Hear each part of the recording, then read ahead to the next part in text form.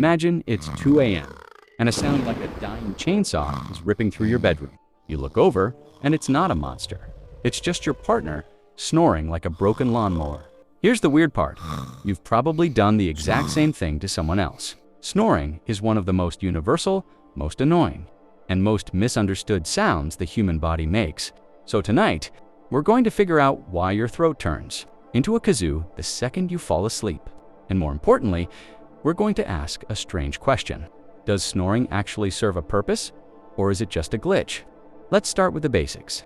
What is actually happening inside your throat when you snore? When you're awake, the muscles in your throat and tongue are tight and alert, keeping your airway open like a firm tunnel. But the moment you fall asleep, those muscles relax, like tired security guards clocking out for the night. That relaxed tissue, your soft palate, your tongue, the back of your throat, starts to sag and flop with every breath. And when air rushes past that floppy tissue, it vibrates kind of like a flag snapping in strong wind. That vibration is the actual sound of snoring. It's literally your airway flapping in the breeze of your own breath. Here's a fun fact.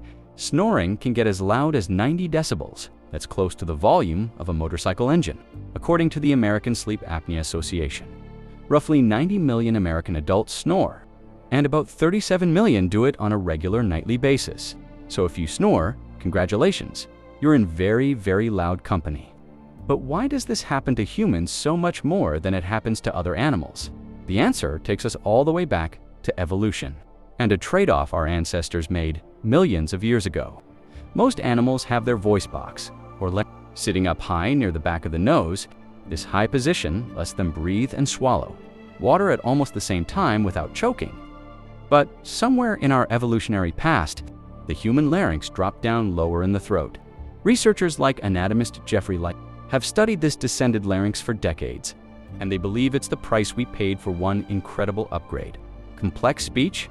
That lower larynx created a longer, more flexible throat space, which let our ancestors form a huge range of different sounds and words.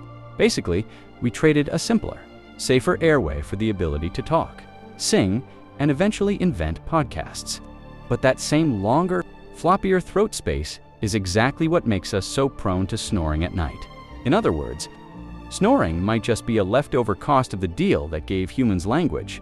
It's like getting a sports car with an incredible engine, but it rattles a little when it idles. Of course, evolution isn't the only reason you snore.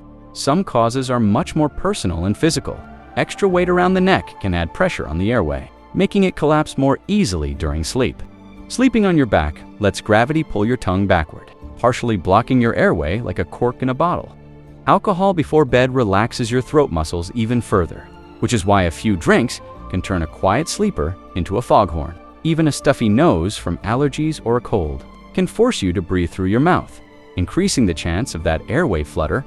Now here's where it gets more serious. Sometimes snoring is a warning sign, not just a noisy nuisance. Loud, chronic snoring can be a symptom of obstructive sleep apnea, a condition where the airway actually closes completely for a few seconds at a time.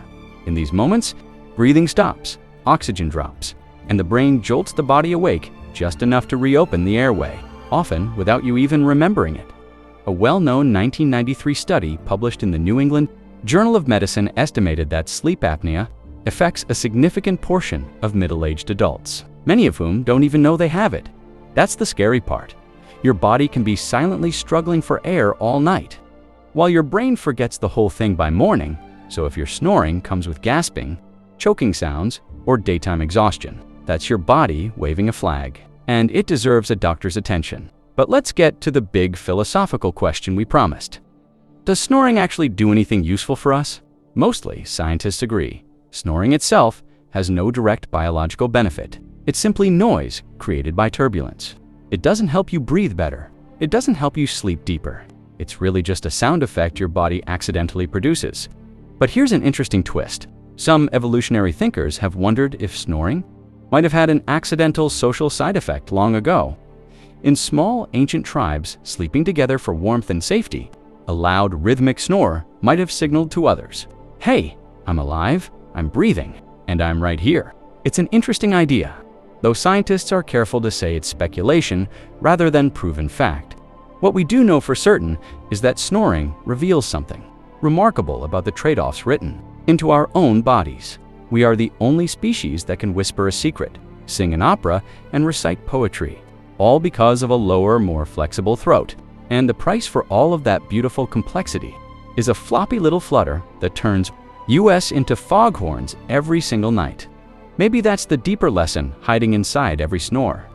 Our greatest gifts often come bundled with strange little costs. The same throat that lets you say, "I love you," is the exact same throat that keeps your roommate awake at 2 a.m.